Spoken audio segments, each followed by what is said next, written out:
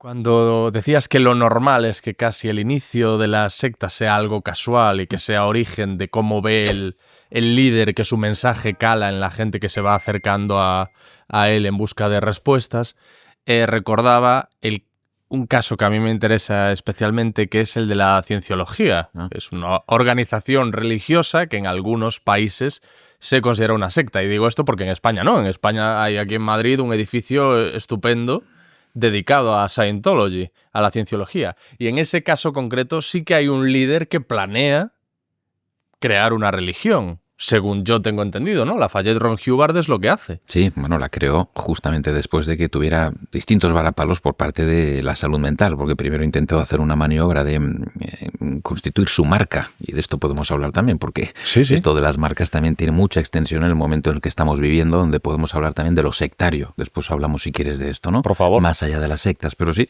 cuando Hubbard hace este primer movimiento, rechazado por las asociaciones de profesionales de la salud mental, diciendo que la dianética no tiene ningún sustento, pues se le ocurre que la mejor manera, por lo tanto, de extender sus doctrinas es construir una religión, y bajo el amparo de la primera enmienda en Estados Unidos todo es posible, ¿no? Y en este sentido se construye una religión, ¿no? Sí, en nuestro país está reconocida como tal, aunque también fue denegada su inscripción en el Ministerio de Interior, en el Departamento de Entidades Religiosas, numerosas ocasiones, ¿no? Amparándose después en una sentencia a nivel europeo y en un arte de biribirloque donde cambian los nombres, las personas y los lugares. Bueno, finalmente es registrada como tal. Que una agrupación tenga o no un registro como religión no cambia mucho el panorama, digamos, ¿no? Porque lo que finalmente nos interesa es analizar si ese tipo de dinámicas estén institucionalizadas o reconocidas como religión o no, generan un daño. Es decir, que no debe perder de vista un poco esto. Es decir, que lo que nos interesa es si ese tipo de dinámicas generan un daño sobre las personas. Decías que en el momento de la constitución de las sectas, o en el momento del acceso del seguidor a la secta, se ofrecen ciertas herramientas que son inocuas o que incluso son beneficiosas. Esto, al parecer, pasa con la cienciología. Hay uno de los cómicos más famosos y exitosos del planeta, es Jerry Seinfeld. Y Jerry Seinfeld ha dicho públicamente que hizo cursos de cienciología, que él no es cienciólogo, pero que hizo algunos cursos que le vinieron muy bien en su trayectoria. Sí, por lo tanto, la doctrina o inclusive algunas prácticas que proponen estos grupos pueden estar en niveles más periféricos o externos y generan un nivel de clientelismo, diríamos, ¿no? Es decir, estos grupos también contemplan, para que nos entendamos, como áreas o focos de influencia donde no buscan tampoco maximizar la retención de determinados miembros, sino que pueden buscar clientes satisfechos que traigan a otros clientes potenciales, ¿no? Es decir, estos grupos funcionan por capas, por niveles, ¿no? Por aros concéntricos, y son ellos los que en un momento dado seleccionarán si tú eres apto o no para entrar en siguientes niveles de mayor profundidad o de mayor cercanía al núcleo más sectario, ¿no? En los aros más externos, los focos de influencia, bueno, tienen un impacto más moderado, la persona puede entrar y salir, ¿no? Y entonces hay mayor percepción de control, y por lo tanto esto no hay nada sectario aquí, ¿no? Hice unos cursos, nadie me obligó a nada más y yo me fui, ¿no? Bien, estos grupos funcionan como, hoy en día, cuanto menos como multinacionales de la fe, y saben y han aplicado los principios del marketing perfectamente para saber cómo, cuándo y dónde y a quién atraer más o menos, ¿no? Y entonces, bueno, de esta forma funcionan como multinacionales que se han insertado dentro del mercado de la globalización y van a buscar maximizar ciertos tipos de clientes, y otros los mantendrán como, bueno, puntuales o volátiles. ¿Has tenido algún excienciólogo como paciente? Sí. ¿Y qué es lo que te cuentan? Porque es cierto que es un grupo en el que es más difícil encontrar lo problemático. Bueno, ¿no? Depende de... En el sentido que tienen como... no es la típica secta que te hablan de abusos sexuales terroríficos, al menos de todo lo que yo he visto, el libro de Lawrence Wright, los documentales. No hay un momento en el que te digan un delito tan claro como los que se asocian a otras sectas. Bueno, porque habitualmente todavía, ¿no? En torno a la noción de secta continúan existiendo algunos mitos con respecto a esto, ¿no? Deben tener comportamientos delictivos, abusos sexuales, qué sé yo, ¿no? Drogas, orgías, ¿no? Bueno, esto forma parte del imaginario que rodea a estos grupos, pero no es lo que...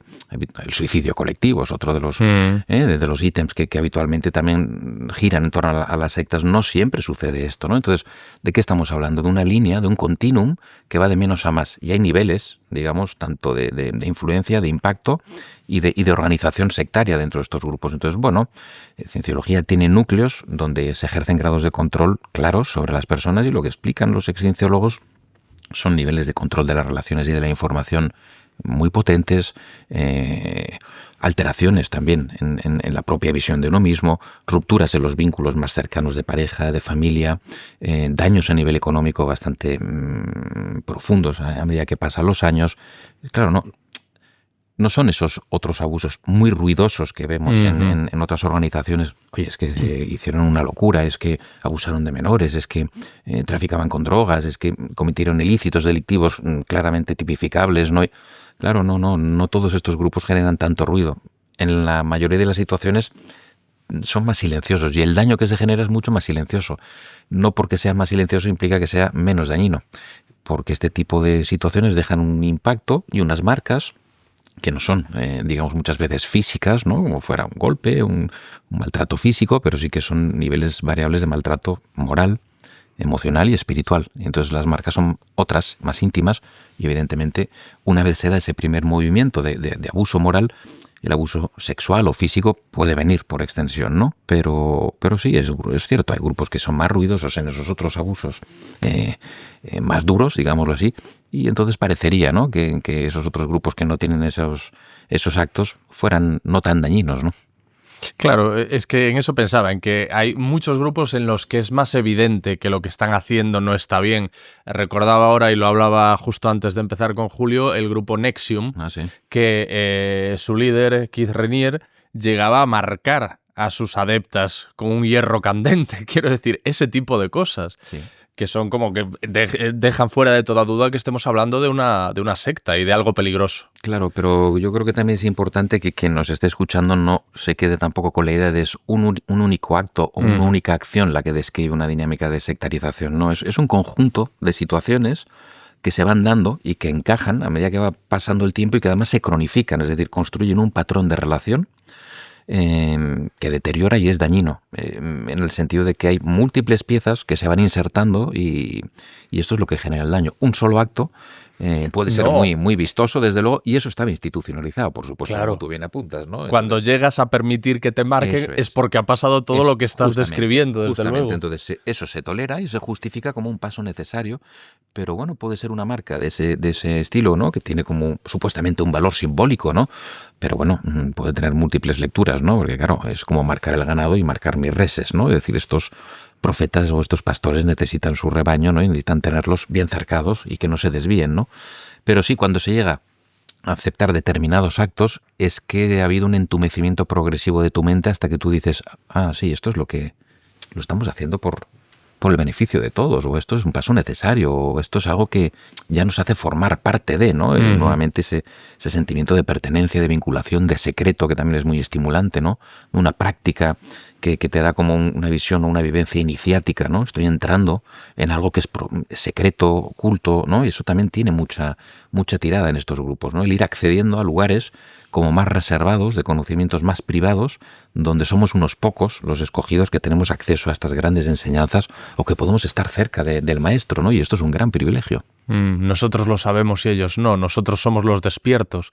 E incluso en algunas sectas nosotros tenemos la responsabilidad de salvar el mundo. Sí. Depende de nosotros 20 que estamos aquí. Por supuesto, y esto es el acme máximo de situaciones que podríamos decir, bueno, yo nunca entraría ahí, ¿no? Claro, quien nos esté escuchando o vea determinadas imágenes diría, pero ¿a quién se le ocurrió entrar ahí? Pero es que no lo vio claro. Pues no lo vio claro porque es un proceso, porque hay un entumecimiento progresivo de tu capacidad de análisis y de pensar, y porque finalmente te acaban secuestrando esa capacidad de pensar por ti mismo, ¿no? En el sentido de que tu ego te limita, tu cabeza es un obstáculo, déjate fluir, ¿no? Conecta con la esencia. Bueno, múltiples argumentos que finalmente hacen volar tus sesos por los aires, ¿no? Pero claro, cuando vemos eso decimos, bueno, esto es una situación muy extrema, pero nuevamente no perdamos de vista que estamos hablando de un continuum, y en el continuum estamos observando, por ejemplo, a día de hoy, que atravesamos lo que podríamos describir como un momento sectario. Estamos viviendo una época donde las narrativas sectarias proliferan. Y proliferan en un amplio abanico de continuidad. Desde los influencers que pueden utilizar el marketing, que pueden utilizar los algoritmos y que lo pueden utilizar con mayor o menor intencionalidad para generar un enganche, ¿no? A través de emociones muy básicas que aquellos que dominan los algoritmos de Internet saben que funcionan perfectamente, ¿no? La ansiedad, la ira, ¿no? Y entonces eso incrementa el scroll, ¿no? Incrementa el enganche a seguir ahí metido, ¿no? Entonces hay determinadas dinámicas que se están dando en el mundo virtual que por un lado apuntan, ¿no?, hacia la sectarización de las narrativas y del lenguaje y del discurso. Luego encontramos también, ¿no?, estrategias de marketing que construyen, por ejemplo, marcas de culto, personas a las cuales se les rinde también, ¿no?, cierta pleitesía o devoción, ¿no? Forman comunidades en torno a esas marcas. Tú eres de Apple, no eres de Windows, ¿no? O tienes las Nike, eres capaz de volar, o en fin, hay como marcas que se van construyendo también y que conforman identidades, comunidades. Y eso también tiene un impacto, digamos, o lo podemos conectar a estas narrativas sectarias. Y en el punto máximo, digamos, de estas líneas de continuidad están las sectas y por debajo, por ejemplo, encontraríamos los esquemas de marketing multinivel, ¿no? Donde ya sea por criptomonedas, ya sea por inversiones, ya sea por las células de abundancia, ya sea por lo que sea, se construyen sistemas de relación con lenguajes que son lenguajes sectarios. Entonces, hoy en día lo sectario está permeando todo nuestro contexto social, ¿no? Y debemos estar atentos porque ya no solo a través de mensajes conspiracionistas y demás, que sería otro de los fenómenos que también han emergido, ¿no?, pospandemia, pues hay todo ese caldo de cultivo que nos está dificultando, ¿no?, la visibilización o la demarcación, ¿no?, entre aquello que ya empieza a ser más destructivo o más dañino, ¿no? Porque claro, hay una continuidad tal que los límites se desdibujan y entonces el usuario, el consumidor, el cliente, el navegante puede acabar perdido, digamos, ¿no?, con múltiples propuestas que tienen, insisto, ¿no?, una estructura del lenguaje, y esto es lo esencial en estos grupos, porque muchas veces se habla del carisma de los fundadores, ¿no? Es cierto que tienen carisma, ¿no?, pero si luego los ves de cerca, igual no tienen un atractivo extraordinario, ni tienen una puesta en escena tan brillante, ¿no? Pero tienen algo que captura a las personas y tiene que ver con una capacidad lingüística y con una retórica que envuelve, que seduce, y que es la misma retórica y la misma narrativa que encontramos en otros contextos sociales que impactan sobre emociones muy esenciales de tu pertenencia, la identidad, cómo te ves a ti mismo. Lo observamos también, por ejemplo, en actividades deportivas de alto rendimiento como Soul Cycling y otras propuestas de CrossFit, ¿no? Donde, Soul Cycling. Sí, ¿no? Donde se conecta, ¿no?, el alma con a través de la bicicleta y... Sí, por supuesto, ¿no? Donde ya no es solo salir de tu zona Bueno, de confort. yoga. Con yoga ha habido una famosísima, no sé si en Argentina, una secta que la entrada era a través de clases de yoga a las que podía ir cualquiera y a partir de ahí, ¿no? Correcto, es decir, ahí te captaban. Ahí las actividades pueden ser múltiples y muy variadas, ¿no? Desde el yoga, la meditación, las terapias, un recurso espiritual, lo que sea, digamos, ¿no? Porque lo que, digamos, lo que conecta ya no es tanto el mensaje en sí mismo, sino, vuelvo a decir, un entorno de relación, un entorno afectivo, un contexto bueno, pues eso, donde te sientes, ¿no?, comprometido, donde te sientes acompañado, donde te sientes además formando parte, ¿no?, de un proyecto trascendental que pocos tienen la oportunidad de entrar ahí, ¿no? Entonces sí, las actividades pueden ser muchas y muy variadas. En sí mismas, insisto, las actividades pueden ser beneficiosas. El yoga puede ser muy beneficioso, la meditación también, la relajación, en fin, una terapia, una práctica espiritual, qué duda cabe, ¿no? Pero es en la medida en que se dan determinadas variables y de contexto y de relación que pueden generar o ser utilizadas para generar, pues eso, no solo un enganche, sino también daño. Es llamativo porque uno cree que en la llegada de Internet mató o llevó a la agonía a muchas de las sectas que había en la época pre-Internet. Y vuelvo al ejemplo, es lo que da la sensación de que ha ido pasando con Scientology, con la cienciología. Los datos dicen eso. Creo que se ha reducido muchísimo el grupo de cienciólogos que hay en el mundo.